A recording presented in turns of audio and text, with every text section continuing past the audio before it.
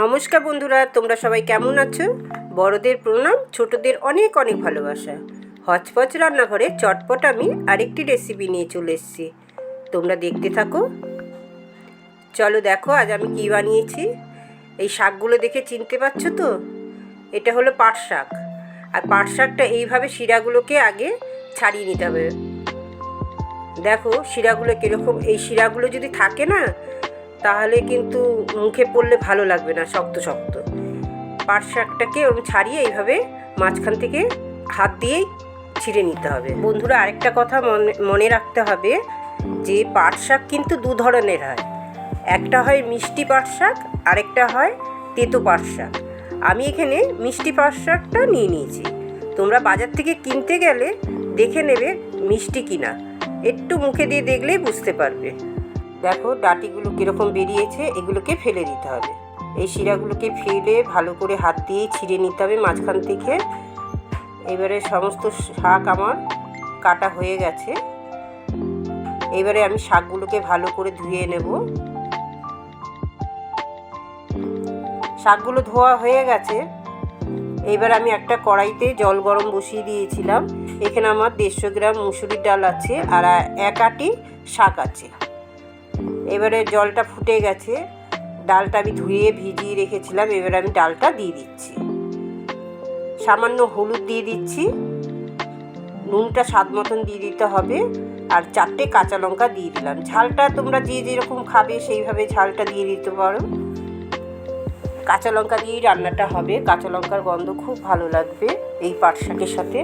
দেখো শাকগুলো আমি দিয়ে, ডালটা আমার সেদ্ধ হয়ে গেছে। এবার আমি শাকগুলো দিয়ে দিলাম। ডালটা কিন্তু খুব গলে যাবে না, একটু শক্ত থাকবে। হাফ যখন সেদ্ধ হয়ে যাবে শাকটাকে দিয়ে দিতে হবে। আর শাকটা দিয়ে কিন্তু বেশিক্ষণ রাখা যাবে না, খুব তাড়াতাড়ি হয়ে যায় এই শাকটা রান্না, একদম কচি শাকটা। এবারে আমি চাপা দিয়ে সেদ্ধ হতে দেব। মিনিট খানিক রেখে আমি গ্যাসটা অফ করে দিলাম। এবারে দেখো আমি কড়াইতে সর্ষের তেল নিয়ে নিলাম। হাফ চামচের কম কালো জিরে দিয়ে দিলাম। তারপরে আমি এর মধ্যে শুকনো লঙ্কা দিয়ে দেব। এই শুকনো লঙ্কা আর কালো জিরে আর রসুন কুচি, 1 চামচ রসুন কুচি এর মধ্যে ফোড়নে দিয়ে দিলাম। যখন ফোড়নটার থেকে সুন্দর একটা গন্ধ ছাড়বে, এরপরে আমি কাঁচা লঙ্কাও 2টো চিড়ে দিয়ে দিলাম। এবারে মিলেমিশে এত অপূর্ব গন্ধ ছাড়ে। যখন গন্ধটা সুন্দর ছাড়বে, তখন ওই পাট শাক ডাল দিয়ে যেটা সেদ্ধ করে রেখে দিয়েছি সেইটা আমি ঢেলে দিচ্ছি। ডালটা আমি সাঁতলে দিলাম। দেখো ডালটা কিন্তু ঘন, প্রচণ্ড ঘন হয়ে গেছে। হ্যাঁ, আমি আরেকটু জল দেব। ওই কড়াইটা ধুয়ে, যেই কড়াইটায় ডাল আর পাট শাক সেদ্ধ করেছি ওইটা ধুয়ে আমি একটু জল দিয়ে দেব। তার আগে আমি একটু চিনি দিয়ে দিলাম। স্বাদ মতন নুন চিনিটা দিয়ে দিতে হবে।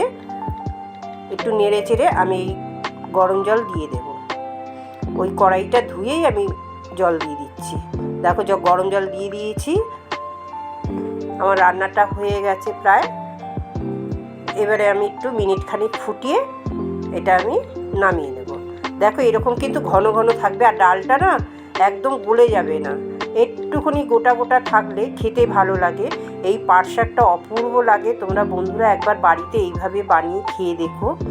এই দিয়েই পুরো গরম গরম ভাত খাওয়া হয়ে যাবে, আর কিচ্ছু লাগে না।